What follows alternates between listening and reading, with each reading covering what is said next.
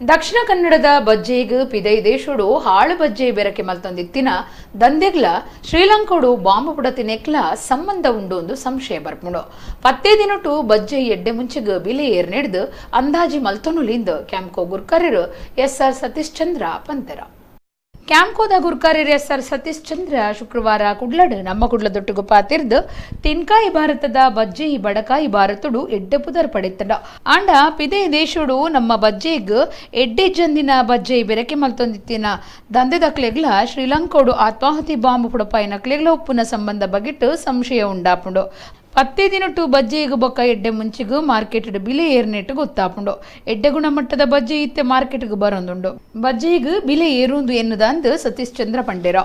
ಅಡಿಕೆ ಧಾರಣೆಯಲ್ಲಿ ಸ್ವಲ್ಪ ಏರುಗತಿಯಲ್ಲಿದೆ. ಶ್ರೀಲಂಕಾದಲ್ಲಿ ಆದಂತಹ ವಿದ್ಯಮಾನಗಳಿಂದ ಮಾರುಕಟ್ಟೆ ಸ್ವಲ್ಪ ಚೇತರಿಸಿಕೊಳ್ಳುವುದು ಇದೆ ಮತ್ತು ಈಗ ಅಡಿಕೆ ಒಳ್ಳೆಯ ಗುಣಮಟ್ಟದ ಅಡಿಕೆ ಮಾರುಕಟ್ಟೆಗೆ ಬರುವುದರಿಂದಾಗಿ ಅಡಿಕೆ ಧಾರಣೆ ಏರ್ಬೋದು ಅಂತ ಹೇಳ್ತಕ್ಕಂಥದ್ದು ನಮ್ಮ ಒಂದು ಚಿಂತನೆ. ಮತ್ತು ಇವತ್ತು ಚುನಾವಣೆಯ ಹಂತದಲ್ಲಿ ಇರುವುದ ಕಾರಣ ಇಡೀ ದೇಶದಲ್ಲಿ ಹೊರಗಿಂದ ಬರತಕ್ಕಂಥದ್ದು ಎಲ್ಲವೂ ಕಡಿಮೆ ಆಗ್ತಾ ಇದೆ. ಈ ದೃಷ್ಟಿಯಲ್ಲಿ ಇವತ್ತು ಅಡಿಕೆ ಮತ್ತು ಕಾಳುಮೆಣಸು ಇದಕ್ಕೆ ಮುಂದಿನ ದಿನಗಳಲ್ಲಿ ಸ್ವಲ್ಪ ಚೇತರಿಕೆಯನ್ನು ಕಾಣಬಹುದು ಅಂತ ಒಂದು ಆಶಾದಾಯಕವಾದ ಚಿತ್ರಣ ನಮ್ಮ ಕಣ್ಣ ಮುಂದಿದೆ.